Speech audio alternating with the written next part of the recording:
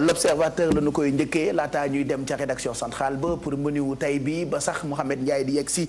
pour revue de presse bi alors Fatima lii mooy xët bu l'observateur ñoom xëyee nañu ak ki nga xamee ni moom la ñu ne moom la ñu jaay waa OFNAC ci lu jëm ci nañu toppatoowee mbirum koppar ya am ca mairie bu Dakar Plateau kii di Aliou Ndoye.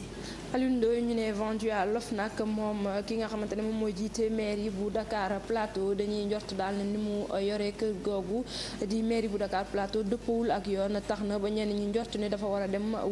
wuy ji moom Aliou Ndoye ca OFNAC wax ci alal gi mu yor waaye itam wax ci ni nga xamante ne noonee la yore kër gi ndax xam nga ni OFNAC Pape Cheikh day xeex lépp lu jëm ci wàllu ger. voilà yeneen i mbir a ngi ci yéenekaay bi mën ngeen ko ci gis ci xët bi noonu yéenekaay bi di l'observateur seq waxtaan ak Baye Balla Gaye moom nag am na mbir yoo xamee ni wax na ko ci yéenekaay bu tey bi ba noppi itam am na malaise bu am ca biir fédération bu basket jëm ci premier koppar yi nga xamee ni diggoon nañu leen ko ba jox leen ko ak yeneen i mbir yu ngeen ci mën a fekk xam naa ni Fatima fii léegi ay minutes dinañu dem fi nga xamee ni moo di rédaction centrale bu l'observateur bu ko defee ñu mën a xam menu bi détaillé daañu ci àndandoo ak Abdoulaye Diédhiou Modou Diagne Fada ñu waxati ci moom yéenekaay yu bëri xëyee nañu ko Sud Quotidien tey nii contrôle groupe parlementaire démocrate le PDS chez le procureur. Le PDS chez le procureur Pape Cheikh ndax libéraux yi dañoo yóbbu seen camarade bi di Modou Diagne Fada ginnaaw li nga xamante ne moom moo xew ci assemblée nationale ndax jàpp nañ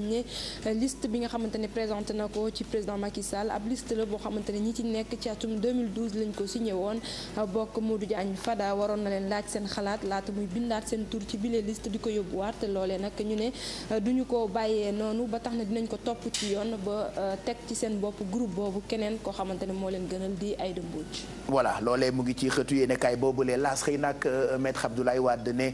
ngir amaat koppar gu jëm ci keesam maître Wade joxe na benn partie bu bokk ca siège am ñu ngi koy lire noonu rek ci français maître Wade cède une partie de son siège. siège am mooy bi nekk permanence bi nga xamante ne moom moo nekk ci VDN bi ñu ne rek moom mi fi nekkoon njiitu réew bu Sénégal am na pàcc boo xamante ne daanaka jaay na ko loolee ay jafe-jafe yu mu am ci wàllu koppar la moo waral mu am ko di ut nag geneen koppar boo xamante ne mën na koo dugal ci ay keesam moom Abdoulaye Wade ñu ne loolee moo waral mu jaay bile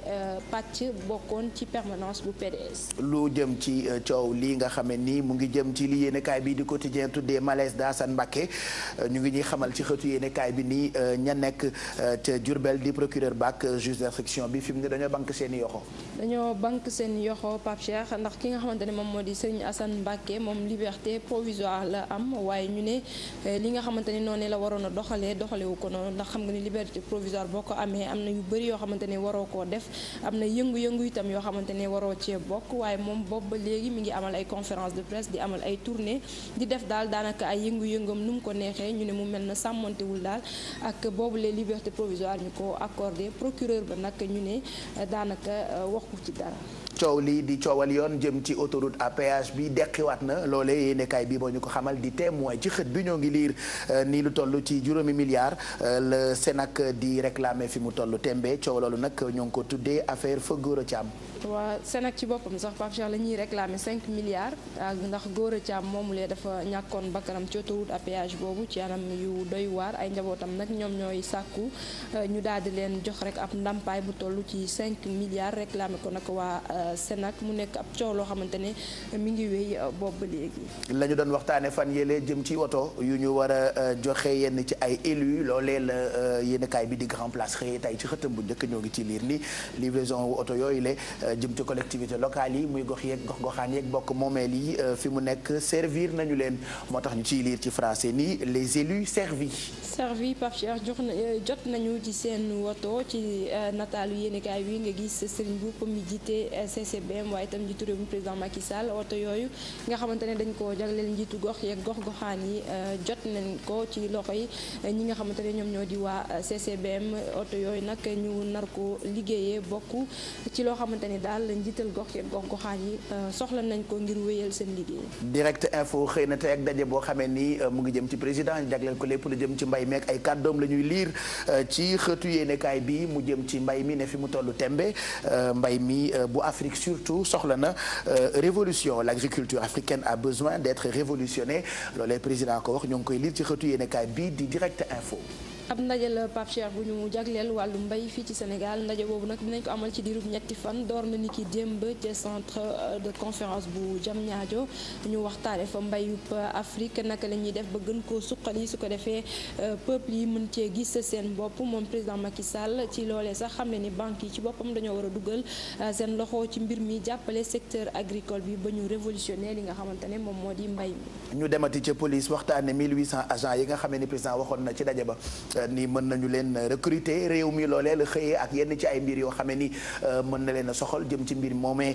ci recrutement wu agent wu police yooyu loolu la yéenekaay bii di réew mi xëyee tey ci xëtam bu njëkk. waaw Pape Cheikh réew mi dafa xam ne rek ne loolee nga xam ne président Sall bëgg na ko maanaam mooy ñu recruter lu toll ci 1800 soldats bu ñu ko defee daanaka agent de sécurité de proximité yu bëri du ñu amati xëy boo moyul dinañ leen dàq ndax rek 1800 soldats. 1800 policiers yooyu lee dinañu def liggéey bi nga xamante ne moom la ñi nga xamante ne moom ASP yi di def maanaam def sécurité de proximité. policier bi nag dañu ko dóor ba muy bëgg a dee ab coxeur def loolu loolee ñu ngi koy gis ci xëtu yéenekaay bii di Zoom ni xeex ba amoon ca tali bu mag policier bi coxeur bi da koo dóor. coxeur bi nag def na délit. def na délit ndax takk der kenn du ko dóor. waaw coxeur ba nee nañ nag def na délit moom moo dóor policier ba. loolee Pape Cheikh ni nga ko waxee ma nga xew ca Pikine tali bu mag mu nekk ab coow loo xamante ne Zoom moom ci la xëy tey. voilà djihadistes yi xam naa ne yéen a ngi dégg ñu leen di waxtaane mooy ñooñee nga xamee ni ñooy dem di xeexal naari di muurook ñoom seen alors am na ci sénégalais boo xamee ni faatu na ci bombardement bu am ca Syrie te Russie moo tàmbali woon offensive boobule Libération moo xëy di ñu ko xamal ñoo ngi koy bind ci français ni après les bombardements de l'aviation russe en Syrie un djihadiste sénégalais tué. waaw djihadiste sénégalais la ñu wax ne moom moo faatu ci ay bombardement ya amoon kookee ñu ne sax cousin la ci ab djihadiste boo xamante ne amoon na ay fan rek Pape Cheikh ñu ngi ko fi doon tudd ñu tegoon ko sax loxo mu mel na ñu ne doomi Sénégal yi am na ci ñu bëri ñoo xamante ne ñu ngi yëngatu ci wàllu woowee waaye nag ña nga ca bitim réew. ci djihadiste yooyu la sax kiñ ci gënoon a ràññee mooy ki nga xamee ni doomi France la ba noppi itam am mbokk ci Sénégal ñu tuddee ko franco-sénégalais bii di Oumar Diaby moom dégg naa mbokk kookee nga xamee ni moom la ñu yéenekaay bi di wax ni faatu na ci bombardement boobu lay am ca dëkk bu ñu naan Russie moom nag selon xibaar yi ñu jot mu ngi wuyoo turu Abu Khalifa dañu koy jeexal ak yéenekaay bi nga xam ne day dox ci lépp lu jëm ci wàllu tàggat yaram moom nag xëy na ak attaque bu sunu gaynde yi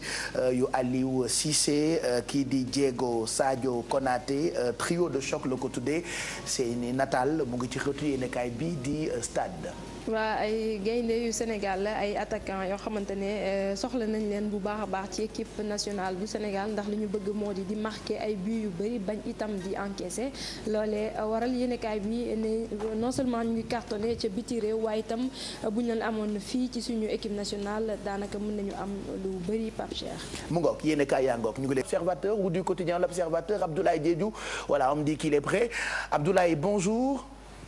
Bonjour Pape Cheikh Diallo, bonjour à toute l'équipe de Yeewu Leen. Je suis ravi de vous présenter l'édition du jour de l'Observateur qui s'est intéressé à une lettre dénonciatrice sur la gestion de la mairie de Dakar Plateau. L'Office national de lutte contre la fraude et la corruption a enregistré avant-hier mardi une lettre dénonciatrice sur la gestion de la mairie de Dakar Plateau dirigée par Alioune Ndoye, une correspondance dans laquelle l'auteur révèle une violation de la loi relative à l'octroi des mandats de secours aux indigents, la dotation de carburant à des personnes, sans oublier la créance de 14 millions de francs CFA dus à la société L'insécurité représentée par son directeur général Mohamedou Mokhtar Diaw. Le sport figure également en bonne place à la une de l'Observateur du jour. Double S, père et manager de Balla Gaye 2. La semaine prochaine, Balla me dira s'il va lutter ou pas cette saison. Après 2 défaites de rang, Balla Gaye 2 avait pris la décision de faire un break histoire de reculer pour mieux sauter. Depuis, le lutteur fait planer le mystère sur son retour dans l'arène, mais son père et manager, Double S, veut mettre fin au suspense dès la semaine prochaine. Le port de brassard rouge interdit en matière de sûreté aéroportuaire et c'est en prélude d'un préavis de grève à compter de demain qu'Alioune Ndiaye, délégué du personnel de Aviation Andine Service, a rappelé aux employés de AHS et à tous les acteurs de l'espace aéronautique que le port de brassard rouge est interdit par la réglementation en matière de sûreté. Fait divers pour terminer, nous nous rendons à Koumpentoum où Souleymane Diaw a tué son frère Adama d'un coup de couteau. Une violente bagarre ayant opposé deux frères qui virent au drame. Le fait s'est produit à Patoulan Djeri, c'est dans le département de Koumpentoum, région de Tambacounda. Et le drame fait suite à une violente bagarre qui a opposé Adama Diaw à son frère Souleymane. Au cours de cette bagarre qui fait suite à une dispute sur la vente d'un bélier, Souleymane a asséné un coup de couteau à son frère. Atteint dans la région du cœur, celui-ci a trépassé dès son arrivée au poste de santé. Le meurtrier se serait terré en Mauritanie. Voilà, Papierre, c'était tout pour la présentation du menu de l'Observateur du jour. À vous, à toute l'équipe de Yeewu Leen, aux téléspectateurs, bonne lecture.